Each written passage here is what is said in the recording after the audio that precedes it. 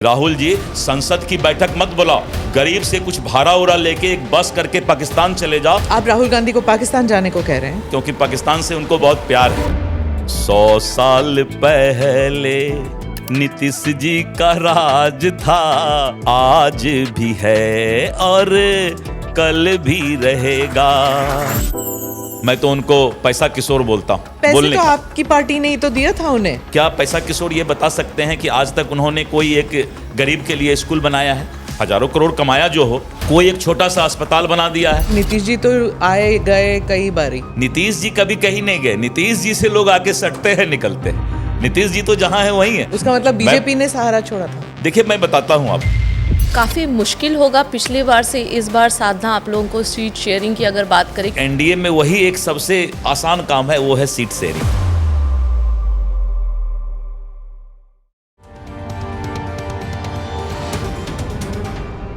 Namaste, Jai Hind. You're watching or listening to another edition of the ANI podcast with Smita Prakash. This episode is being filmed in Patna, Bihar. My guest, Dilip Kumar Jaiswal. He's the president of the Bharatiya Janata Party in Bihar. He plays an important role in shaping the party's strategy and leadership in the state. I'm joined by my colleague Suchitra in this episode. धन्यवाद, आप podcast में आए दिलीप जी। तो पहले तो मैं पूछना चाहूँगी आपसे कि विधानसभा चुनाव होने वाले हैं, तो आप बीजेपी के लिए क्या उम्मीद रखें कि क्या सरकार किसकी बनेगी और मुख्यमंत्री कौन बनेगा? यही सवाल सबके मन में है। पूरे बिहार में आज अगर आप गांव-गांव कहीं भी चले जाएं, आदरणीय नीतीश कुमार जी के नेतृत्व में जो एनडीए की सरकार चल रही है, विकास दिखाई पड़ रहा है। सरकार जनता इसलिए चुनती है कि उसको सभी मूलभूत सुविधा मिले और विशेष करके जो इंफ्रास्ट्रक्चर फैसिलिटीज़ होने चाहिए, रोड के मामले में, बिजली के मामले में और अदर इंफ्रास्ट्रक्चर फैसिलिटी जो भी होना चाहिए, आज बिहार इसमें बहुत आगे है। और हम लोग कभी कभी विपक्ष को बोलते भी हैं कि हम विपक्ष को चुनौती देते हैं कि विकास पर आकर वो हमसे बहस करें। तो आने वाला जो बिहार है उसका भविष्य एनडीए है और मतदाता इस बात को मानती है कि नरेंद्र मोदी जी की गारंटी और नीतीश कुमार जी का विकास, ये दो जब साथ रहेगा तो विकसित बिहार का जो सपना है वो पूरा होगा। इसलिए आने वाला समय एनडीए सरकार, नेतृत्व नीतीश कुमार। दिलीप जी, आप मानते हैं कि इस बार जो है चुनावी माहौल है और काफ़ी मुश्किल होगा पिछली बार से इस बार साधना आप लोगों को सीट शेयरिंग की अगर बात करें, क्योंकि इस बार घटक दल आपके साथ में ज़्यादा हैं। चिराग पासवान है, इधर जीतन राम मांझी है, इधर उपेंद्र कुशवाहा है। सबको एक साथ कैसे साधेंगे, क्योंकि आप मुख्य भूमिका में हैं? ये है कि घटक दल बहुत ज़्यादा नहीं है। अटल जी के समय आपने देखा कि हमने एनडीए गठबंधन कितने लंबे घटक की लिस्ट अगर फहरिस्त जारी करें, एनडीए गठबंधन बहुत ही क्लियर कट ट्रांसपेरेंसी के साथ, अंडरस्टैंडिंग के साथ चल रहा है। और जो हमारा अंडरस्टैंडिंग है वही हमारी चट्टानी एकता है। और सीट शेयरिंग का जहाँ तक सवाल है, सीट शेयरिंग में मैं आपको बता दूं, आपके माध्यम से मैं बताना चाहूँगा पूरे बिहारवासी को भी कि एनडीए में वही एक सबसे आसान काम है, वो है सीट शेयरिंग, जो मैं यहाँ पर बताना नहीं चाहता। सीट शेयरिंग हमारा बहुत ही अच्छे तरीके से होगा और कहीं कोई दिक्कत नहीं है। लेकिन एक सवाल ये है कि जीतन राम मांझी जी को सुना कुछ दिन पहले, उन्होंने जिस तरीके से कहा कि भूख जितनी है उतनी ही रोटी चाहिए। मैं बताता हूँ एक आपको। रोटी या टुकड़ा देने से आपको लगता है पेट आप भर एक जाएगा? जीतन राम मांझी जी की बात कर रहे हैं। मैं तो कहता हूँ कि ये सभी को बोलना चाहिए। चिराग जी को भी बोलना चाहिए, उपेंद्र कुशवाहा जी को भी बोलना चाहिए, बीजेपी को भी बोलना चाहिए, जदयू को भी बोलना चाहिए। अगर हम अपने कार्यकर्ता को ये बता दें कि हम अपने राजनीतिक दल को इसी 4 सीट में, 10 सीट में ही सिमट कर रखेंगे, तो क्या हमारा दल पूरे बिहार में आगे बढ़ेगा? राजनीति संभावनाओं का खेल होता है। तो हर राजनीतिक दल, कार्यकर्ता और जनता के बीच अपना बेस्ट एफर्ट करते हैं। तो that was best effort by the leadership. Best effort के बावजूद आपकी पार्टी का कभी कोई मुख्यमंत्री नहीं बना, क्यों? ये चिंता हमसे ज़्यादा आपको है, इसके लिए धन्यवाद। लेकिन नीतीश कुमार जी के नेतृत्व में बिहार को अभी बहुत कुछ आगे बढ़ना है और नीतीश कुमार जी का नेतृत्व अपने आप में, अगर कभी आपको मिलने का उनसे मौका मिलेगा, he is really genius and he is engineer. उनका जो अपना स्टाइल है सरकार चलाने का, और एनडीए इसीलिए आज इंटैक्ट होकर नीतीश कुमार जी के नेतृत्व में आगे बढ़ना चाहती है। नहीं, वो जीनियस है इसीलिए बार बार मुख्यमंत्री बनते हैं, ये तो मोदी जी ने भी बताया। पर कितनी देर तक आप किसी और के सहारे आपकी पार्टी जो है यहाँ पर सरकार में रहेगी? देखिए, जब विचारधारा और लक्ष्य एक हो तो फिर सहारे की बात कहीं नहीं आती है। आज जो बीजेपी और जेडीयू और जो हमारा गठबंधन है, जो अंडरस्टैंडिंग है, हमें तो कभी लगता भी नहीं है कि हम किसी दूसरे दल के नेता के पास जाके गठबंधन में बैठे हैं। जब भी मुख्यमंत्री जी के यहाँ जाता हूँ और जिस तरह से प्यार उनका मिलता है और जिस तरह से गठबंधन का वो रिश्ता निभाते हैं, तो मैंने आज तक बीजेपी प्रदेश अध्यक्ष सुप्रीमो होने के चलते मैं बोल रहा हूँ कि शायद इससे अच्छा कोई पारिवारिक रिश्ता नहीं हो सकता है जो नीतीश कुमार जी के गठबंधन के साथ है। वो आपकी तरफ से होगा, पर नीतीश जी तो आए गए कई बारी। नहीं, नीतीश जी कहीं नहीं गए। ये पूरा बिहार की जनता बोल रही है कि ये नेता लोग को, पॉलिटिशियन को क्या हो गया कि नीतीश जी पर आरोप लगा रहे हैं। नीतीश जी कभी कहीं नहीं गए। नीतीश जी से लोग आके सटते हैं, निकलते हैं। नीतीश जी तो जहां है वहीं है। तो फिर आप भी गए, निकले थे, उसका मतलब बीजेपी ने सहारा छोड़ा था? देखिए, मैं बताता हूं आपको, दोनों तरफ तो एकदम नहीं। एकदम मैं बता रहा हूं। पहला तो ये कि ये क्लियर होना चाहिए कि नीतीश जी कहीं नहीं गए। दूसरा ये कि नीतीश जी को जब ये फील हुआ कि हम गलत लोगों के साथ गठबंधन में हैं, तो नीतीश जी ऐसे अच्छे इंसान के साथ बीजेपी खड़ा रही। ना हम गए कहीं, ना नीतीश जी कहीं गए। एक समय था, एक ऐसा समय आया जिस समय को नीतीश जी ने पहचाना कि ये गलत लोगों के साथ मैं आ गया और फिर अच्छे लोग साथ थे। तो दिलीप जी, ऐसा है कि बिहार की चुनावी नैया अगर पार करनी है तो नीतीश जी ही खेवैया होंगे, यही एकमात्र नेता ही खेवैया होते हैं। जब भी कोई खेवैया होता है तो नेतृत्व ही होता है। तो नेतृत्व खेवैया है और नरेंद्र मोदी जी की गारंटी है।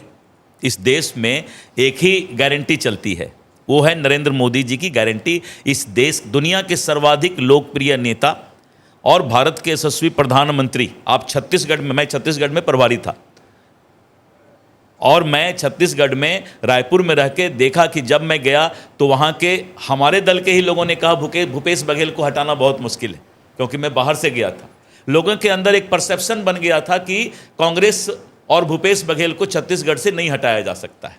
लेकिन आपने क्या देखा, जब बात आई सब्सिडी की, जब बात आई डिफरेंट केंदुपत्ता की, जब बात आई रोजगार की, नरेंद्र मोदी जी, जब हमारे प्रधानमंत्री जी ने जाकर कहा कि छत्तीसगढ़ वासियों नरेंद्र मोदी के गारंटी पर विश्वास करो, और आपने देखा कि एकाएक ये माहौल बदला छत्तीसगढ़ का और भूपेश बघेल की सरकार हट गई और हम 2/3 मेजॉरिटी से छत्तीसगढ़ में सरकार बनाए। तो देश की जनता नरेंद्र मोदी जी, प्रधानमंत्री जी के गारंटी पर विश्वास करती है और नीतीश कुमार जी जो विकास पुरुष जिनको कहा जाता है, उन पर विश्वास करती है। पिछली बार सिर्फ 15 सीटों का फर्क था गारंटी के बावजूद, इस बार? इसका जवाब मैं बहुत अच्छा देना चाहूँगा। जो हमारा स्ट्राइक रेट था, अगर 2,33,000 वोट और हम लाते तो हमारा स्ट्राइक रेट सीधा 30% ज़्यादा बढ़ जाता। यानी हम फिर वही 2010 या 200 से ज़्यादा सीट पर रहते। उसको हम लोगों ने साइंटिफिक तरीके से सारे चीज़ को देखा कि हम अपने 200 के आगे जाने वाले लक्ष्य को बहुत आसानी से प्राप्त कर सकते हैं अगर हम इस गैपिंग को, जिसको हम लोग फोकस बूथ बोलते हैं, इस गैपिंग को हम पूरा कर लें। इसीलिए इस बार जो हम लोगों ने कहा है कि हम 225 या मैक्सिमम सीट हम जीतेंगे, उसके पीछे हमारा सोशल इंजीनियरिंग है और वो हम आगे सफल होंगे।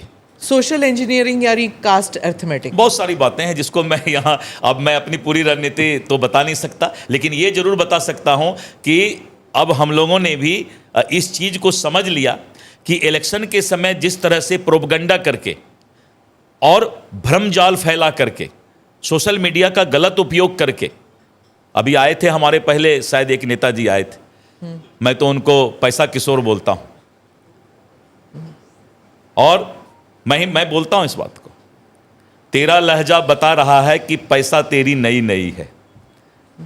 ये लहजा उनका बताता है पैसे बोलने तो का। आपकी पार्टी ने ही तो दिया था उन्हें।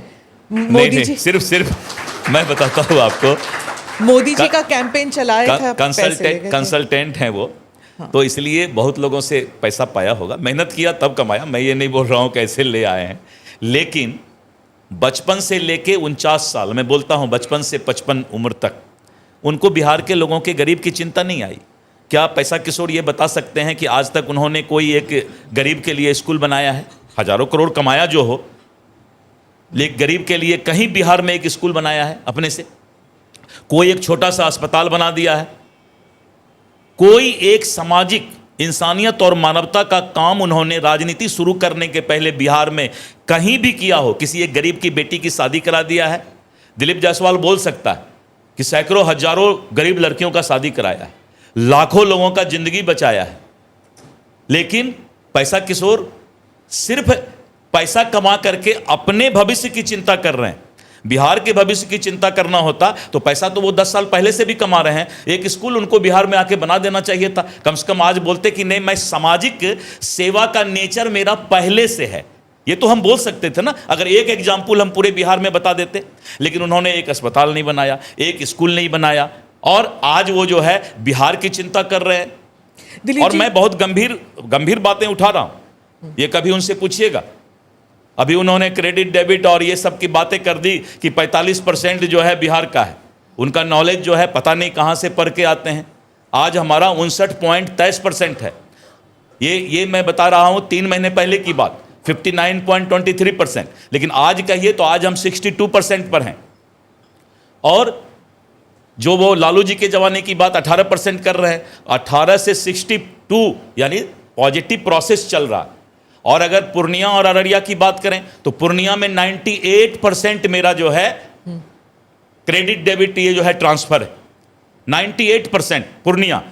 अररिया 93%। आप गूगल पर जाके देख सकते हैं, मैं कोई अपने मन से नहीं बोल रहा हूं। मैंने इसलिए कहा कि उन्होंने कहा था कि निर्मला सीतारमण जी और नीतीश कुमार जी से पूछिएगा। अरे भाई, दिलीप जायसवाल से पहले पूछ लो ना। लेकिन दिलीप जी, उनके बहुत सारे आरोप हैं अभी। नहीं, चलिए मैंने एक बहुत आध का सारे दे आरोप दिया। हैं, लेकिन हाँ। कुछ आरोप ऐसे हैं कि जो पूछना ज़रूरी भी है, क्योंकि बिहार के जनता का सवाल है। और उनका ये कहना है कि पलायन बहुत ज़्यादा हो रहा है, इंडस्ट्रीज़ है नहीं, आखिर सरकार कर क्या रही है, भ्रष्टाचार में लिप्त है। बहुत सारे आरोप एक के बाद वो एक लगा कर दे, उसकी कैसे स्पष्टीकरण? इस तरह की बातें सीधा थियोरिटिकल बात कोई जाहिल नेता ही कर सकता है। नेता कभी भी थियोरिटिकल बात नहीं करे, प्रैक्टिकल बात करे। प्लान हो रहा है, एक राहुल गांधी भी आए थे और एक रोड पे जो है रोड बॉय भी आया था उनके साथ। प्लान रोको, रोड बॉय प्लान कर गया और जिसने उसको भेजा था वो आज 2000-3000 आदमी बिहार में ला करके अपना सभा कर रहे हैं। मैं बताता हूं इस पर कि जब कोई प्लान की बात करता है तो उनको 10 साल 20 साल का एक कंपैरेटिव चार्ट अपने हाथ में रखना चाहिए। नेता का मतलब ये थोड़े हुआ कि जो चाहो बोल दो। और जो नेता यहां आएगा ना, आपको लगेगा कि हमसे 100 गुना ज्यादा दिमाग वाला है, क्योंकि नेताजी के पास दिमाग बहुत होता है। लेकिन थियोरिटिकल बात नहीं करना चाहिए। प्लान पर अगर बात करना है तो पैसा किशोर को यह जानना चाहिए कि इस देश में 30 करोड़ गरीब गरीबी रेखा से ऊपर उठे। क्या इसको वो जुटला सकते हैं? है हिम्मत? मैं चुनौती देता हूं कि 140 करोड़ इस देश की आबादी में 30 करोड़ जनता गरीबी रेखा से ऊपर उठा है और पलायन की बात करते हैं। आज देश खुशहाल है। एक रिक्शा वाला भी मोबाइल उपयोग कर रहा है, एक सब्जी वाला भी जो है डायरेक्ट ट्रांसफर कर रहा है पैसा को। और इस तरह की बात करके अपने आप को डिमोरलाइज करना, राजनीतिक दुकानदारी चलाने के लिए हम जो चाहें जिस पर आरोप लगा दें। आपको कंपैरेटिव चार्ट रखना होगा कि कल कहां थे, परसों कहां थे, यानी क्या रिक्वायरमेंट था, क्या हमारे पास अवेलेबल है, क्या हमारी डिफिशियंसी है। रिक्वायरमेंट, अवेलेबिलिटी एंड डिफिशियंसी, ये तीनों डाटा रखना जरूरी है, तब नेताजी चलेगा। नहीं तो नेताजी ऐसे नहीं चलने वाला है। दिलीप जी, प्राइवेट सेक्टर में रिजर्वेशन का जो मसला है, राहुल गांधी भी कह रहे हैं, तेजस्वी भी कह रहे हैं कि प्राइवेट सेक्टर में भी रिजर्वेशन लाना चाहिए। क्या बिहार की जनता भी यही चाहती है? मैंने पहले बचपन में सुना था कि हे भगवान, धरती फट जाए तो मैं इसमें समा जाऊं। मैंने गांव में सुना था। राहुल गांधी या फिर ऐसे लोग जो इस तरह की बात कर रहे हैं, तो धरती फट नहीं रही है। इसीलिए इनको झूठ बोलने की आदत है। 65 साल किसने इस देश में शासन किया? एक छत्र राज था कांग्रेस का इस देश में। 15 साल किसने बिहार में शासन किया? और आज जब बिहार विकसित हो रहा है, बिहार आगे बढ़ रहा है, तो पुरानी बातें रोना रो रहे हैं। आज बिहार विकसित हो रहा है। पटना में चिरैयाटांड़ पुल खाली था, एक पुल, एक रेलवे लाइन पर क्रॉस करने के लिए। आज आप ड्रोन से देखें तो पूरे पटना में फ्लाईओवर बिछा हुआ है। और अगर मैं 4 लेन की बात करूं, 6 लेन की बात करूं, रोड इंफ्रास्ट्रक्चर की बात, मुझे एक बात बताइए, मुझे याद है मैं स्कूल में पढ़ता था, उस समय एक रामायण सीरियल आया था, शायद आप लोग को भी याद होगा। रामायण सीरियल देखने के लिए पूरा गांव एक आदमी के यहाँ जाके बैठता था। बिहार में बिजली नहीं था, वो भी बेचारा बैटरी साइकिल पर ले जाके बैटरी चार्ज करा के आता था। तो बोला जाता था कि उनके यहाँ बैटरी चार्ज है, इसलिए रामायण सीरियल देख लेंगे। क्या बिहार की जनता आज से नीतीश कुमार जी के पहले ये दिन नहीं देखा था कि गांव में बिजली नहीं था, 4 घंटा बिजली आता था? ये बेशर्म लोग सब हैं जिनको शर्म नहीं है। इसलिए मैंने सुना था कि धरती फट जाए तो ये लोग जो है समा जाए उसमें। इस तरह की बात करना, ये तो जाहिल भी ऐसा बात नहीं करेगा जिस तरह की आप 65 साल शासन किए, आप 15 साल शासन किए, और आज आप जो है बता रहे हैं कि देश जो है पीछे घट रहा है।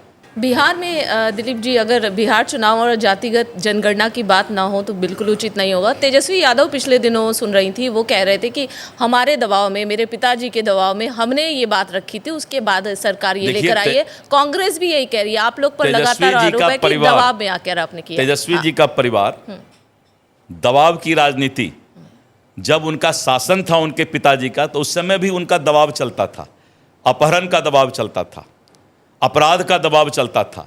मुख्यमंत्री निवास से जो है दबाव दिया जाता था कि अपहरणकर्ता छोड़ देगा जब इतना पैसा दे दोगे। इनके दबाव में ही तो इस देश में सब काम हो रहा है। तेजस्वी जी तो कम से कम हमको लगता है 100-125 साल में उनका उम्र होगा, क्योंकि देश चल रहा है उन्हीं के दबाव से। यह सब बोलना कि मेरे दबाव से, जब तक मेरी इच्छा नहीं होगी तो आप क्या दबाव दीजिएगा।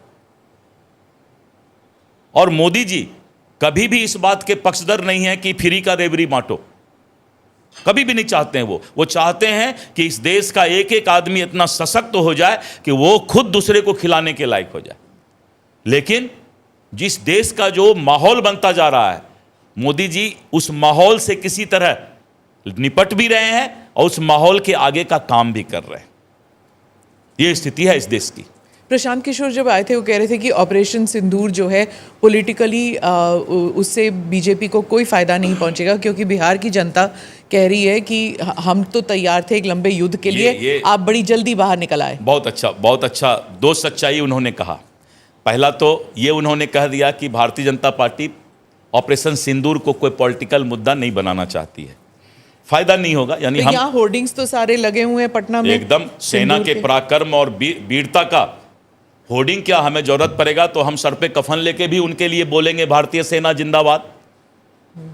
इस देश की मानसिकता गिरती जा रही है।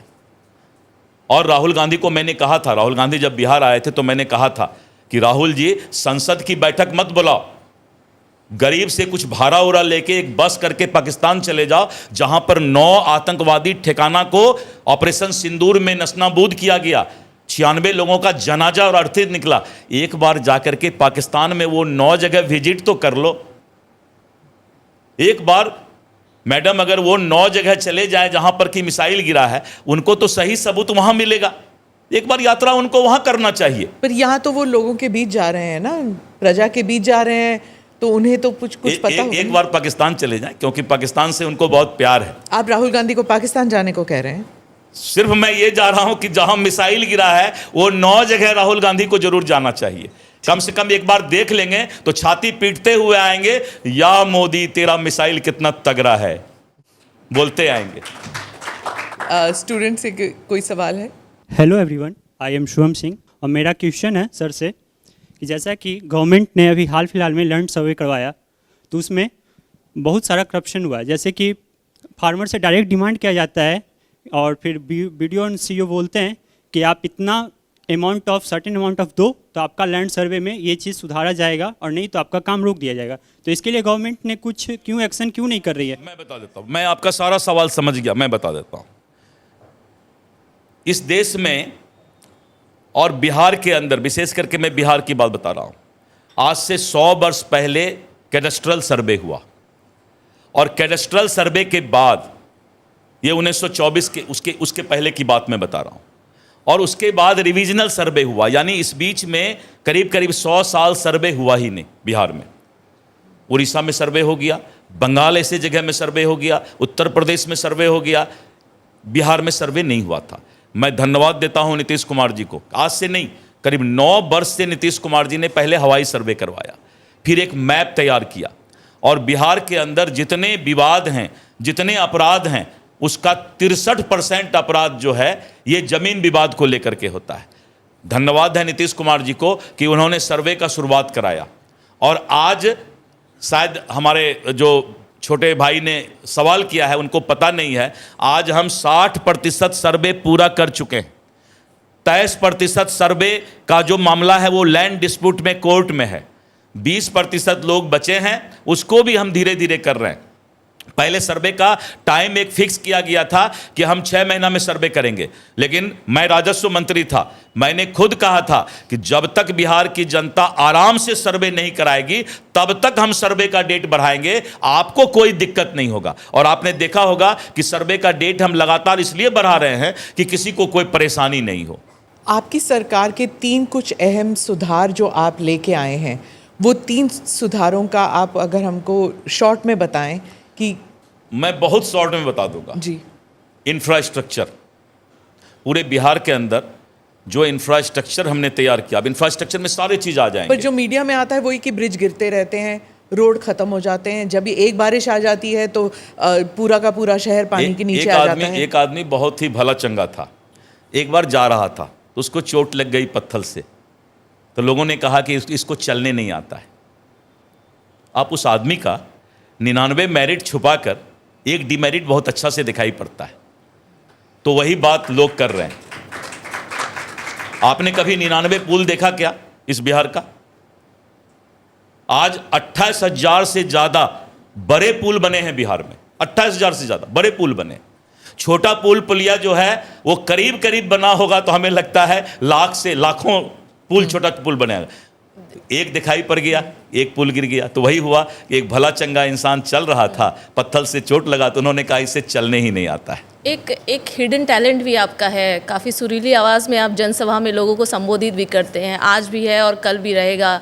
नीतीश रहेगा, कुछ अगर आप सुना सके हमारे व्यूअर्स मैं पब्लिक में कभी कभी गा देता हूँ। हाँ, नीतीश जी के लिए आपने कुछ गाया मैं था। गाता हूँ कभी कभी जी कि 100 साल पहले नीतीश जी का राज था, यानी बहुत दिन पहले से, तो हम वहाँ पर गाते हैं 20 साल पहले से नीतीश कुमार जी का राज था, आज भी है और कल भी रहेगा। ये दिलीप जी धन्यवाद, थैंक यू सो मच कि आप आए पॉडकास्ट में। आपको शुभकामनाएं। गलती माफ़ी करेंगे अगर मैंने कोई बात कह दी हो कि मैं वैसा पॉलिटिशियन नहीं जो मैं ज़बरदस्ती करना चाहता हूं। मैं थियोरिटिकल पर विश्वास नहीं रखता, साइंटिफिक तरीके से बात करता हूं।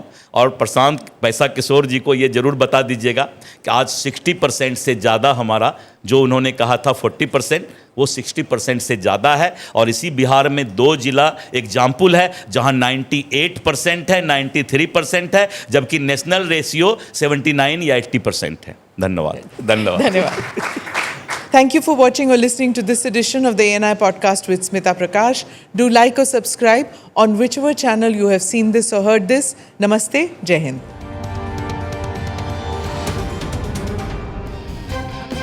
Click here to watch the previous episodes.